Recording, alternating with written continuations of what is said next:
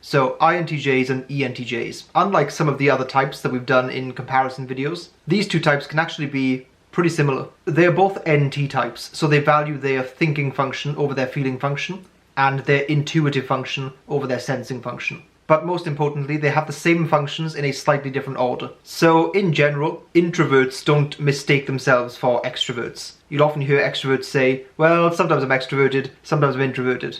And I think, yeah, you're an extrovert. However, in this case, I do think it is possible that an INTJ could mistype as an ENTJ. The main reason for the confusion is that ENTJs are not necessarily very talkative, highly social, outgoing, people-orientated, or oriented, as the Americans in our audience like to tell me. I hope you're enjoying the English language we gave you all, by the way.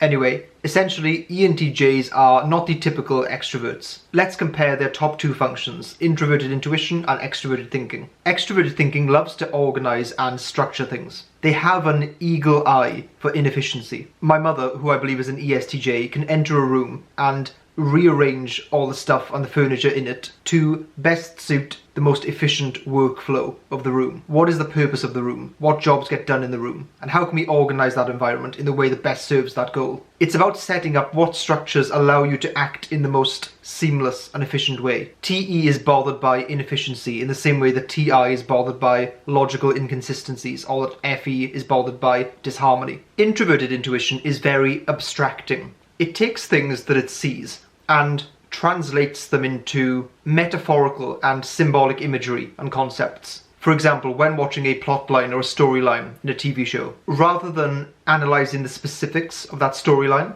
they'll try to look deeper underneath. What is the underlying purpose or meaning or message or pattern to the storyline? How can I classify this in abstract terms? Also, it's very planful. It's future focused. People often describe high NI users as having visions of what they want to bring into existence. Okay, so for INTJs, their extroverted thinking acts like a servant to their vision. It structures the world, gains skills, refines processes and systems, but it's all for the sake of the vision or the goal. For ENTJs, their introverted intuition creates goals for their TE to organize towards. ENTJs are strategizers, mobilizers first, and only use goals to justify that. ENTJs find reasons to do things. INTJs do things for a reason. If you drop an ENTJ into some situation or scenario, their brain will instantly go towards organizing and systematizing. Their NI will just fuel them with ideas and plans and visions. For an INTJ, they won't start doing things straight away. They'll wait a while, they'll acclimatize, and eventually, after observing the terrain or the environment, an idea will come to them of what they want to do. Then they'll start to implement and plan. ENTJs are action-orientated. INTJs are idea-orientated. Both have ideas, both take action in the same kind of way. It's just their priority on those things are slightly flipped. That second slot function is an aid or a servant to the top function. The first function is the end, and the second function is the means.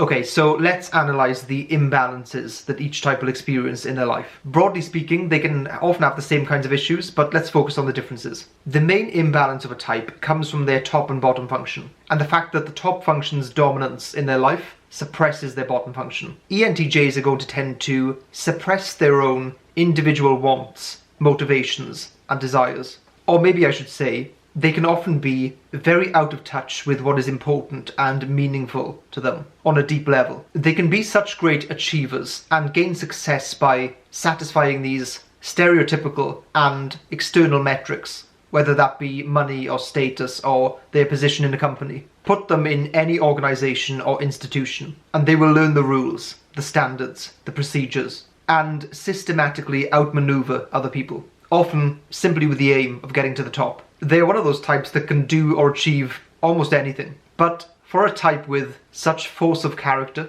they will often struggle to know who they actually are. For example, they may rise to the top of an organization only to find that they actually don't like what the organization stands for, or simply succeed greatly in a career that they eventually realize they don't like. Their extroverted thinking suppresses their introverted feeling. If you contrast that to an INFP or an ISFP who have introverted feeling as their top function, those two types have a very strong sense of who they are. but will struggle to figure out what the hell to do with it. INTJs, on the other hand, have introverted feeling in their third slot, which means it's something they like to satisfy or pay attention to or act upon. It plays a big role in their life. The combination of their first slot introverted intuition and their third slot FI means they can be very specific and individual in their desires. In a sense, their aim in life is to bring their individual visions into the real world. The imbalance that INTJs experience is between NI and SE, which manifests in two ways. One is control versus chaos.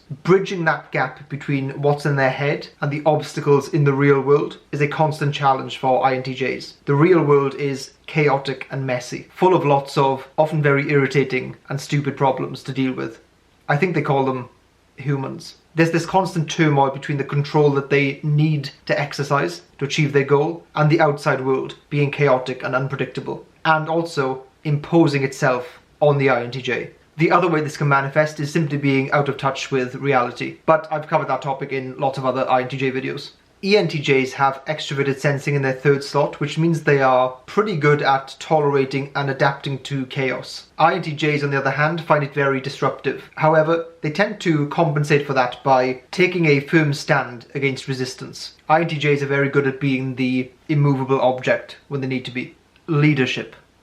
Both types are comfortable with leadership, but I think that ENTJs find it more appealing in general. If you're in some kind of group setting, ENTJs will be the first to put their hands up to volunteer to lead, whereas INTJs don't have that desire as much. They're more likely to step in 2 months down the line if the leadership is not showing sufficient competence. ENTJs essentially enjoy being seen to be leading as well as leading. INTJs often gravitate to being behind the scenes, and even if they are the person at the top, they'll often have a front-facing partner to do that role for them. Strategic approaches. Both types are goal and outcome focused, but ENTJs are much more likely to take the first plan that works and just go with it, whereas an INTJ will want to spend more time to find the best approach. In a sense, it's a speed versus accuracy dichotomy. ENTJs will adopt the take action, fail fast, and then readjust approach, whereas INTJs will want to spend more time in the planning phase to minimize potential failures. Let us know in the comments what was your biggest, kind of deepest and most meaningful reason why you subscribed to the channel. Was it the eyebrows? It's always the eyebrows.